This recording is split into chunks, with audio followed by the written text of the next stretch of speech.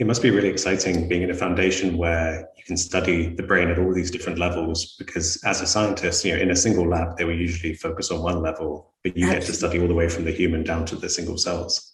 Yes. I mean, that, funny enough, is the great fun of the Beckley Foundation, is that now I hope my reputation is good enough that I can work with most centres, and therefore one can put things together from different areas, and that's very much what I delight in doing. That's my passion, is exploratory research.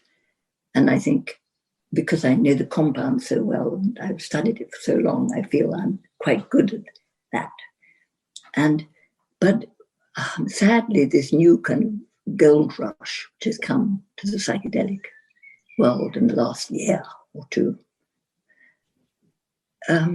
is not entirely, it makes it work much harder for a charity like the Beckley. I have no money other than money I'm given. And nowadays, if people have a choice of giving money into philanthropy, which is a kind of bottomless well, or putting it into an investment where they might get 1,000 times or 100 times return, it's very tempting for them to go to the latter. And so it's become actually more difficult raising funding rather than less, because on the whole, the big philanthropist funders are in America, and often Americans don't like thinking that there's other countries across the sea. So that's actually my chief problem. I've got a wonderful program of work I've brought together, and some of it I had a very kind funder last year, so I'm able to do some nice work I'm doing.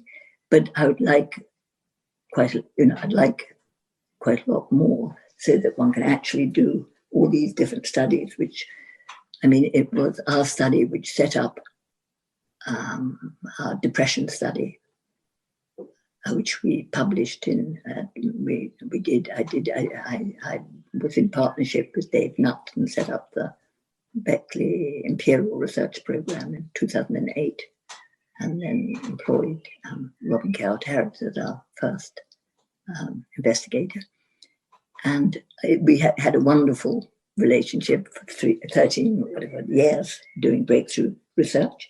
And indeed, the one with depression was the base of a for-profit company, which kind of quite rapidly became worth $2 billion, if one can believe it, in the open market.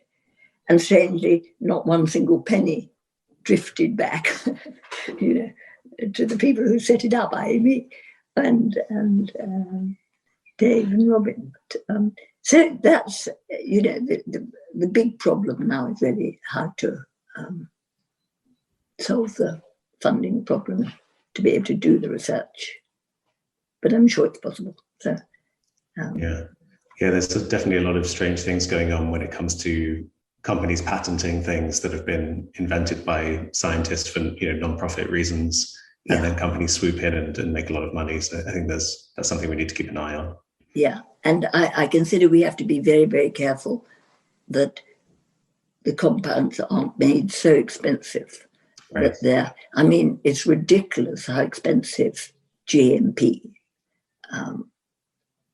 compounds, which you have to work with humans, particularly ill humans, and there's very little produced. It can be sold. It's sold at vast prices, which, I mean, it really is a desperate need that the government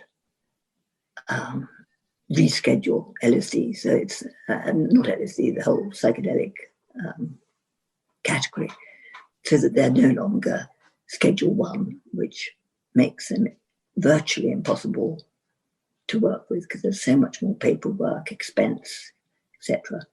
So I'm looking into how to produce compounds which won't, so that we can be sure that researchers can get GMP compounds to do the research with at reasonable cost, because it can hold up research for years looking for the compounds. And it could get worse, not better. So I think it's very important that we keep an eye on what's happening.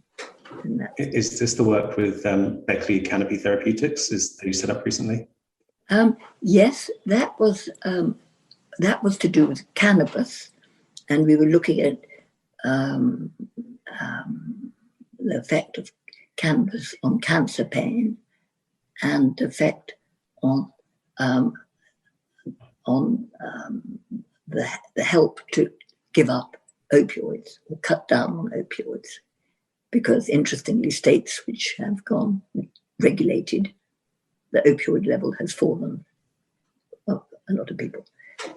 So that was we had very nice partners. It was my son Cosmo who had seen me work for the last 50 years, or however long he'd been alive, 30 years, endlessly and absolutely always without any money, and didn't really fancy that. So he said, why don't we, do an ethical business try to form an ethical business. So that's what we did with the biggest cannabis producers, I think they are in the world, a company called Canopy. And we did a joint venture to look at cannabis. And it was a very successful undertaking. And actually, just as we liked, they bought us out after a year. And so from there, we started a psychedelic company, which is called Beckley Psytech. And so, which is just what we did. And also some of them remained involved, which was very nice because they were good friends. So that's one way of doing it. I actually love the philanthropic way because it leaves you completely free to do the research you think is best for society, regardless of the profit at the end. But then it depends on the philanthropy to do it. So it swings and roundabouts, and I can see now I'm at a phase, the world is changing, and the temptation of the for-profit is getting very big. So what I want to do is try to think of a way where one can combine funding from philanthropy and also a way of maybe with a low expectation of return, that people will get their money back with a profit, but aren't seeking the kind of optimized profit or whatever. I don't know. I'm in the point of trying to explore how to do that. Right. I think MAPS have done something similar with having a corporation that funnels money back into the non-profit, the profits from the corporation. Yes. Yes. But the trouble is the people who invest the money, and research gets ever more expensive, because in the days when I started, more or less no one was doing it. So the few scientists who could be interested were interested because they saw it was a very interesting topic and they get good papers out of it.